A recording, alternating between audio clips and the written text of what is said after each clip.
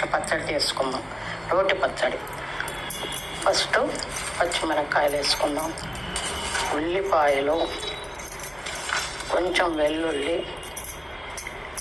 తర్వాత కొంచెం జీలకర్ర, తర్వాత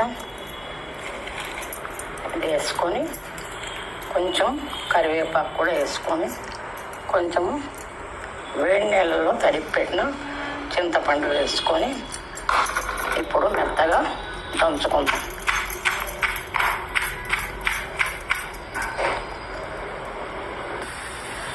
రోటి పచ్చడి అంటే కచ్చా పచ్చగా ఉంటే చాలు. ఇప్పుడు ఒక చిన్న బెల్లం ముక్క కూడా వేస్తాను.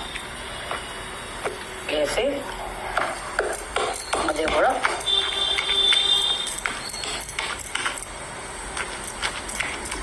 అయిపోయింది. ఇప్పుడు పోపు పెట్టుకుందాం. పొయ్యి మీద పోపు చక్కగా వేసుకొని అందులో మనము రోటి పచ్చడి వేసేసుకుందాం.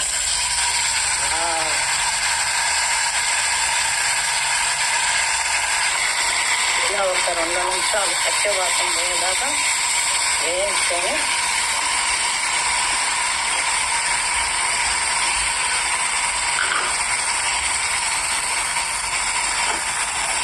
డిష్ అవుట్ చేసేసుకున్నాం. ఎంత చక్కగా వచ్చింది కదా. వేడి వేడి అన్నంలో వేసుకొని తింటే ఫ్రెష్ పచ్చడి చేసుకున్నాం. వేడి వేడి అన్నంలో నెయ్యి వేసుకొని ఇలా పుదీనా చట్నీ వేసుకొని వాహా వేడి వేడిగా ఉంది. తింటూ ఉంటే ఉంటుంది. వేడి వేడిగా ఉంది. ఇలా తింటూ ఉంటే పుల్లగా తీయగా ఉప్పంగా ఉంది. ఇప్పుడు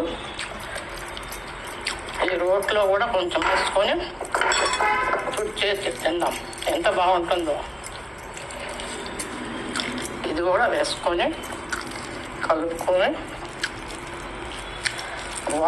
ఇంకేం అక్కర్లేదు. జన్మ ధన్యం. చట్నీ ఇలా తీసి పెట్టుకొని తర్వాత దోశల్లోకి తింటాం. ఇలా